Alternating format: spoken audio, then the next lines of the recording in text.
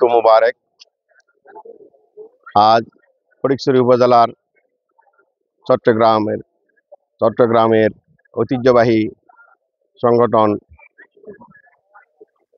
অনির্বাণ যুব সংঘ কর্তৃক আয়োজিত অত্র ফুটবল ফাইনাল টুর্নামেন্টের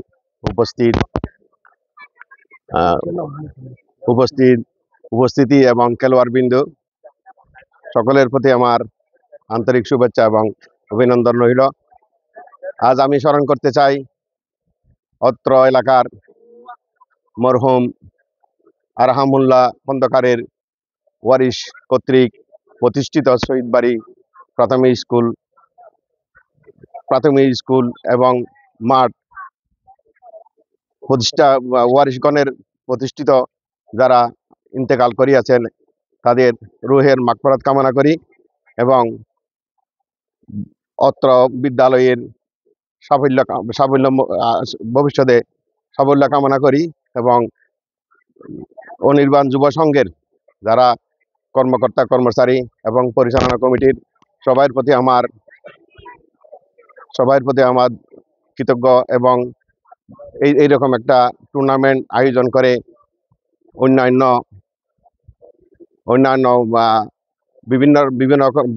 বিভিন্ন প্রকার অনৈতিক কাজ থেকে যুব সমাজকে সংগঠিত করার জন্য অনেক অনেক ধন্যবাদ।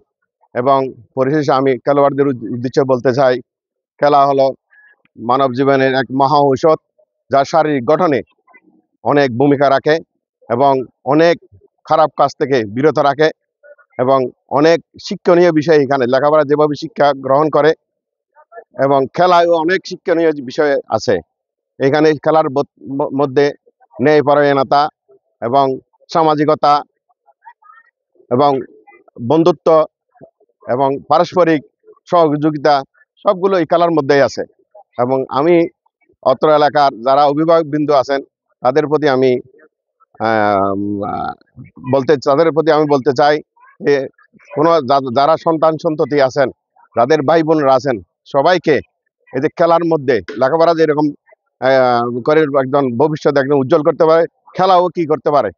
খেলার মধ্যে অনেক কিছু আছে, অনেক উপাদান আছে। ওই উপাদানগুলি আপনারা পরিবার থেকে যদি সহযোগিতা করেন, কোনো বাধা না দিয়ে খেলার মধ্যে অন্যান্য যেরকম বিশৃঙ্খলাগুলি আছে ওই পথে না গিয়ে এই যে খেলার মধ্যে যদি নিয়ে আসেন, তাহলে তারা কি করবে, আনন্দ এবং উল্লসিত হবে, জীবনকে আরো মধুরময় করে সবার মধ্যে বিলিয়ে দিতে পারবে।